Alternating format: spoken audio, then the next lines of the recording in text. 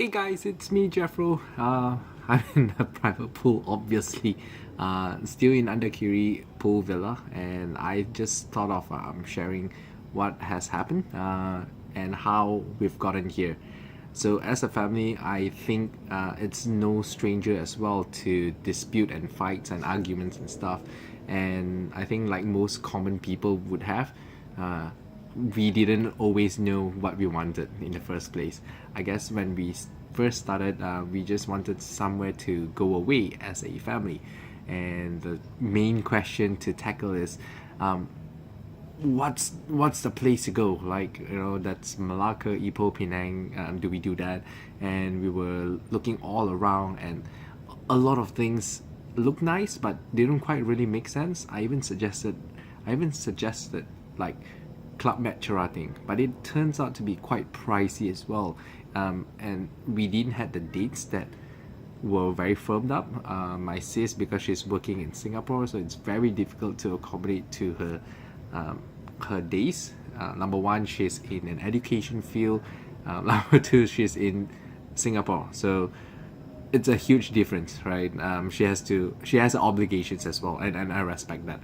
So it came out to a very last minute thing, and we have a lot of dispute, arguments, discussions as well. You name it, we probably would have gone through all of that as well. And when we actually finally got it nailed down, like really booked and paid for, it came to our surprise that the dates we got it wrong. Dang. Right? So I spent about 1 or 2 weeks back and forth with Air Asia back then. So we bought this through an Air Asia Gold deal, and I spent quite a fair bit of amount, calling them to check, if we could change the dates and what are the top ups or what are the procedures, that we need to go through. There weren't always very clear instructions. And when I knew what to do, I didn't. We were stuck in the next week, in the next thing of, do we really want to pay for the penalty? And the penalty was easily 50% or more of our existing package, which means it's a lot to put up for. And so we had to pull back and decide. Mind you, that the dates have already been set, we have already paid, and we're just waiting to know whether we should pay for the penalty because we still want to go as a family, or should we just go separately. That was actually a very tough call, and I had to decide very quickly what our alternatives are. Thankfully, my sis got it sorted out. Long story short, we got it sorted out, and yeah, we decided, let's just go on with it, right? And we made it through, right? So in a very short 2 months or so of arguments, planning, ups and downs, even wrong dates for the right vacation could also be the wrong vacation. But we turned it around, we had it going through, and here we are, right? 2 months later, after that sort of last minute stunt that we pulled as a family. Yeah, and it got me thinking that, doesn't this sound familiar in life?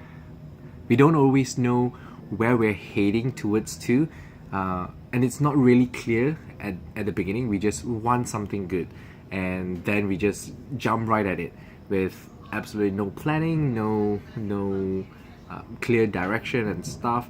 And as we go, we realize, hey, you know what, that's something that I like, that's something that I also don't like, things like that. Like, it gets clearer. The things that gets clearer and makes more sense allows us to go forward. The things that's not so clear or something that we don't like, we put it at a lesser priority. And then as we do something that we like, we come across things that would pull us back down. It could be people, it could be the wrong timing, it could be opportunities that really doesn't hit that mark itself, or the target that we set for a certain goal, career, finance, or health. We didn't hit that target in the first month or second month or third month, and we feel all really bad. We tend to beat ourselves up, figure out whether was it the right move in the first place. And if you continue to do, like what I do, like what we did as a family. We moved on, and we focus on wanting that family vacation.